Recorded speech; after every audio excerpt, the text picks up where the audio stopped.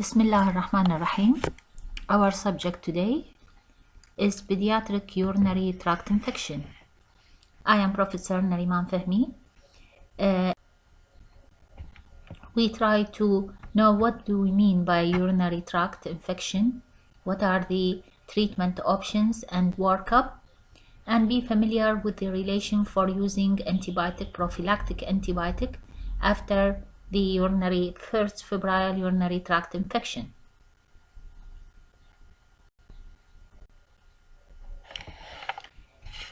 Urinary tract infection is the infection that occurs from the pelvis of the kidney down to the urinary bladder. And the most common microorganism that cause urinary tract infection is the Escherichia coli that occurs in 60 to 80% of cases. Other microorganisms considered the Proteus, Klebsiella, Enterococci, coagulase negative, and others. In this picture, we can see the E. coli with fimbriae. This fimbriae makes it capable of climbing upward to from the bladder through the ureters and upward, or from the urethra down to the urinary bladder. So عندها هاي القابلية، هاي الفمبرية تشلب بالسيلز وتقدر عن طريقها تزحف وتسوي الانفكشن. When the infection occurs in the bladder, this is called cystitis, while the infection of the pelvis is called pyelonephritis. Sometimes we can see the patient is having in the urine bacteria, but he is completely asymptomatic. This is called asymptomatic bacteriuria.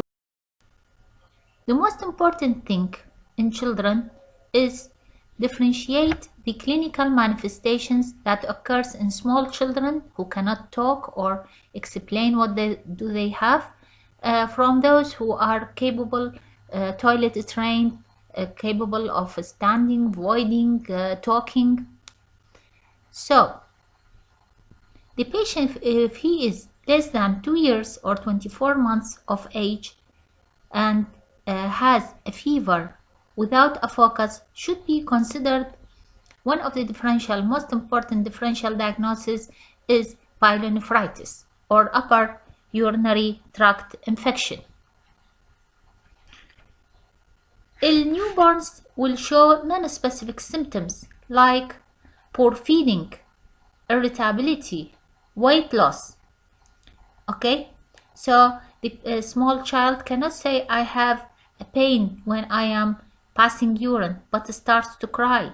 He starts to vomit everything he's taking. He will have having nausea, or we can say poor feeding. He starts to lose his weight.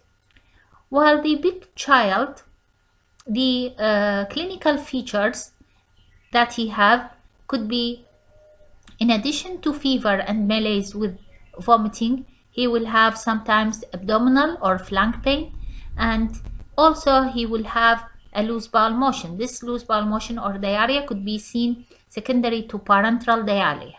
Okay, it could be seen in the newborns or in the bigger children. It's not, but we can say that the diarrhea sometimes is considered parenteral diarrhea, as that occurs with other severe infection in other parts of the body.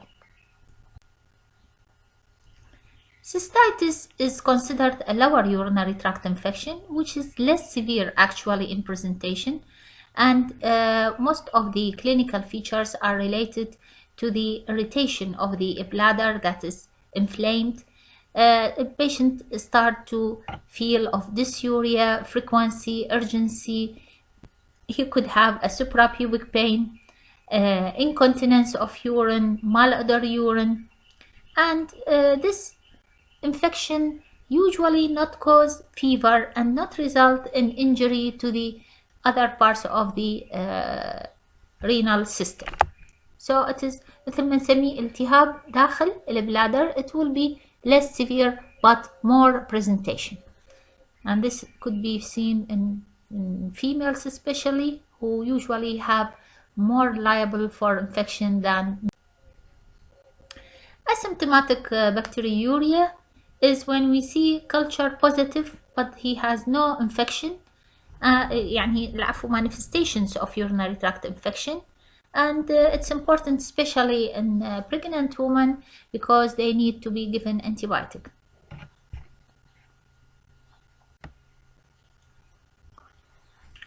Now, how the bacteria will reach to the urinary system? This is closed system, either by hematogenous dissemination or by ascending infection. In this picture, we can see on the right side that the rectum lies behind the urinary bladder and the urethra. So any poor hygiene, contamination of the anus with bacteria, this bacteria can reach to the urinary bladder from the urethra, and if there is something wrong in the valve between the vesica and ureter, which is called vesico-ureteric valve, if there is we can say like reflex, something like that, the bacteria can reach even to the pelvis of the kidney. This is called pyelonephritis. So our most important route of infection that we should take care about it, at least to recurrent infection, is the ascending infection of the bacteria, especially in female because she has a short urethra and it will be open and near the anus. While the hematogenous, as we can see through the blood, it can reach to the kidney and cause pyelonephritis. So we have two sources of infection of the urinary tract. Risk factors for urinary tract infection. الفيميل بحد ذاتها because of her short urethra is considered one of the risk factors. فإذا تجي female وعندها loin pain or عندها signs symptoms of poor feeding, dysuria, whatever it is, we should do general urine and culture of urine to see if she has urinary tract infection. In the same way, the uncircumcised male is also because of the bacteria that occurs in the prepuce can be source of ascending infection to the child, and this is should taken apart. Any patient, child male with UTI, we tell the family to do circumcision to the child. Vesico-ureteric reflux اللي حنيجي نشوف الصور مالته بعدين is diagnosed by using imaging test اللي called MCUG, is very important cause of recurrent urinary tract infection and need prophylactic long-term antibiotic treatment with surgical correction in certain cases. Others اللي هي like toilet training, voiding dysfunction, obstructive uropathy, like posterior urethral valve. If we put instrument like Foley's catheter for collection of urine to urethra, this is source of infection. And in female, we said there is very يعني short urethra which is adjacent to the rectum. فإذا صار عندنا poor hygiene and wiping from back to front, this is a source of infection to the child. We have different causes. يعني واحدة من الشغلات اللي احنا دائما نسأل عليها إذا كان هو عنده worms infestation الطفل خاصة بالفيميل، إذا أكو constipation, we should have an idea about all these causes and remember the important causes or risk factors that cause urinary tract infection, like anatomical abnormalities, neuropathic bladder, sometimes the tight cloth, bubble bath.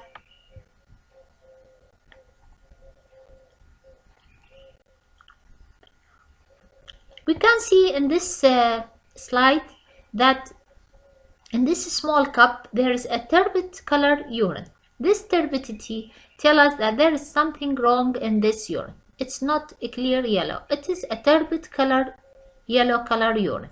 Sometimes it will be milky like or white color because of the presence of the pus inside the urine. في الجنرال urine examination يعطينا فتكلو إذا كان أكو something. This is the microscopical examination where the لاحظ المختبري المحلل he can see the pus cell in urine. Okay. The most important tool for diagnosis of urinary tract infection is to do culture, urine culture, and sensitivity to know what is the exact microorganism and what is the exact antibiotic that can get benefit from it. نلاحظ هنا بهاي الحالة لازم عندنا proper sample of urine that we can rely on when we are doing the culture or diagnosis.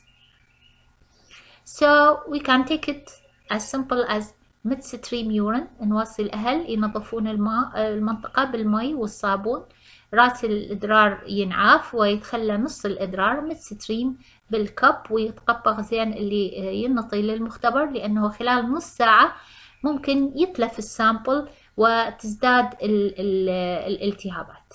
أوكي.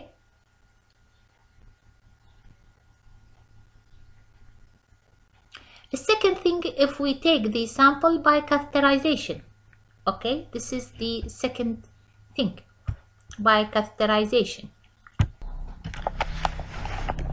If we couldn't take the sample by midstream, the second thing is by putting a catheter to the child, take a sample, or sometimes we do a suprapubic aspiration. The best way to find out if there is urinary tract infection without false positive or negative is by suprapubic aspiration.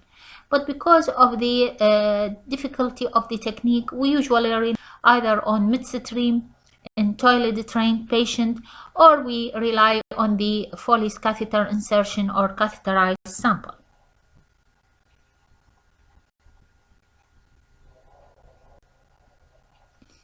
Now this is how the method of urine collection and diagnostic threshold. We can see in suprapubic aspiration اللي هو آخر واحد, any colony of granulocytes or more than a few thousands of colony cultures can be considered positive. While in the clean catch voiding, it should be 100,000 colony forming unit per 1 cc is considered positive. إذا طلع بين 10,000 وال 100,000 we should repeat the culture. بالنسبة للبويز الكلين كاتش فويدنج إذا 10,000 colony forming unit بالمنت نعتبره positive. إذا بواسطة الكاثيتر 10,000 نعتبره positive، ومن 1 إلى 10,000 we should repeat the culture.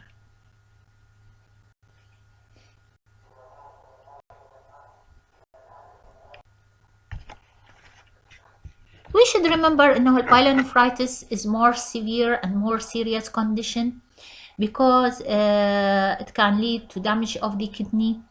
And if we do a complete blood count, we can see there's increase in white cell count and neutrophil count, leukocytosis, neutrophilia. The ESR is elevated. CE-reactive protein is usually positive. And although these markers are only markers of non-specific for any infection, but in generally these are we rely on to differentiate it from cystitis. الcystitis لا يصير بيها البيشنت مثل ما قلنا fever ولا عنده leukocytosis ولا عنده هال specific markers of bacterial infection increased. Now, it's not our job only to do for the patient general urine culture and know the microorganism. We should know if this infection is going to be repeated or not. إذا الانفection they يصير more than once, why? Okay, because if there is any anatomical abnormalities or anything in the urinary bladder that we can help the patient so that not have recurrent infection, this is for the future will protect his or her kidney from damage. لذلك احنا حتى نعرف any anatomical abnormality that predisposed to infection عندنا عدة imaging test. The most simple and most non-invasive available low cost هو renal ultrasound. الكيوبي في بعض الحالات نحتاجه إذا نشوف مثلا البيشنت عنده suspicion of stone، ممكن radio opaque stone تكون بيها واضحة.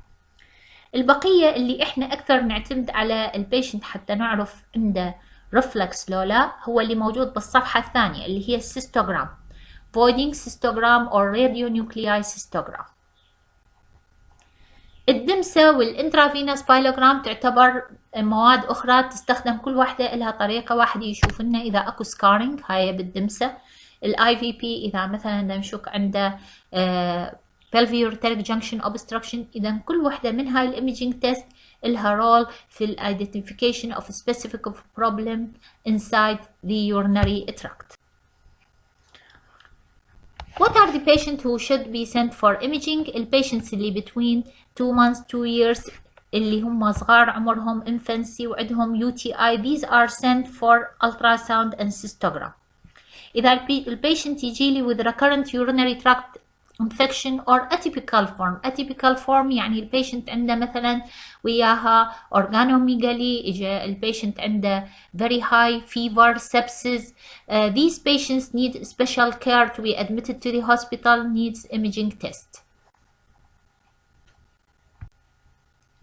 هذه بعض الصور اللي تشوف لنا، طبيعي هذول إن شاء الله بالمستقبل اللي يصير راديوها أكثر خبرة، بس واحد بيها هي هاي الصورة اللي تبين شلون انه المادة اللي تنزرق عن طريق اليورثرا بواسطة كاثيتر يدخل يغطي البلادر ويصعد للكدني. المفروض ما يصعد للكدني اذا كان نورمال، بس هنا عندنا reflex grade 5 bilateral on right and left side، ف this definitely will need a surgical correction. هاي شلون عرفناها؟ اذا من الvoiding cystourethrogram.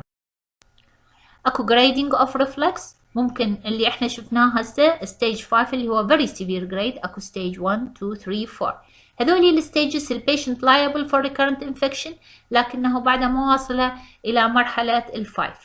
من 3 وفوق يحتاج لنا Eurosurgical consultation and follow-up for intervention, surgical intervention. Stage 1 و 2 ممكن resolve spontaneously by time, but it needs prophylactic antibiotic، يعني يظل على الانتيبيوتيك فترة طويلة.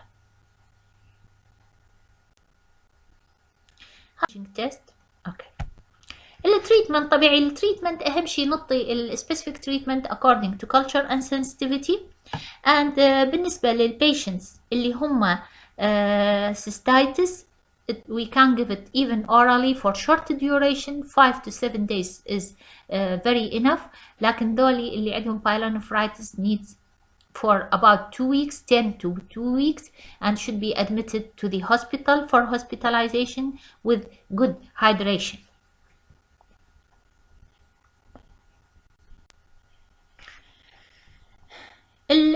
Different types of antibiotics are available, like trimethoprim, sulfamethoxazole, nitrofurantoin, amoxicillin.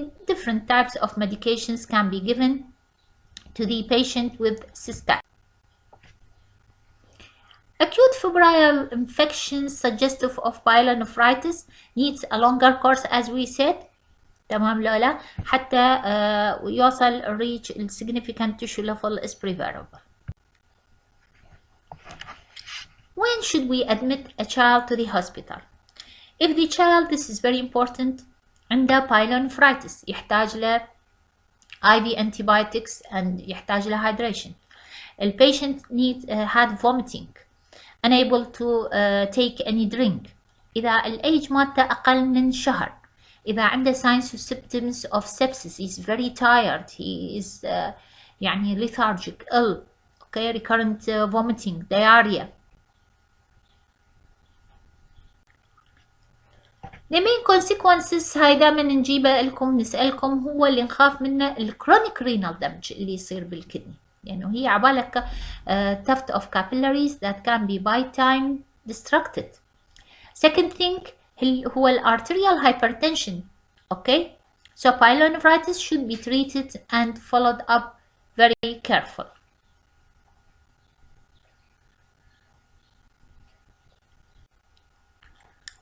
هنا عندنا definitions مال UTI.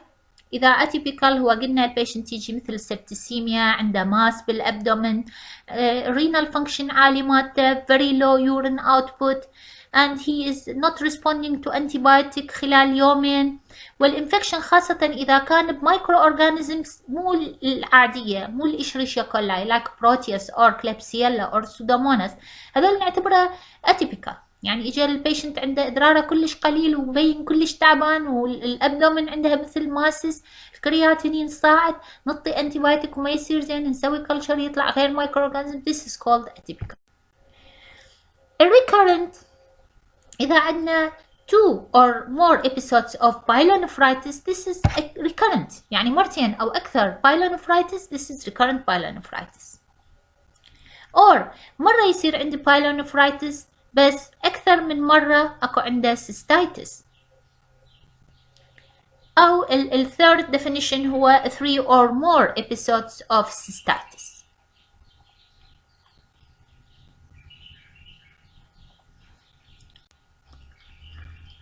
البروفيلاكتيك انتيبايوتيك طبيعي البيشنتس اللي يصير عندهم ريفلكس مثل ما شفنا بالام سي يو جي او فويتنج سيستيروثروجرام من جريد 1 الى 5 هذول يحتاجون لانه liable for recurrent UTI they will need prophylactic antibiotic.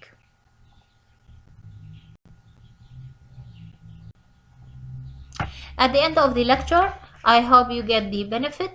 I am ready if you have questions and thank you very much.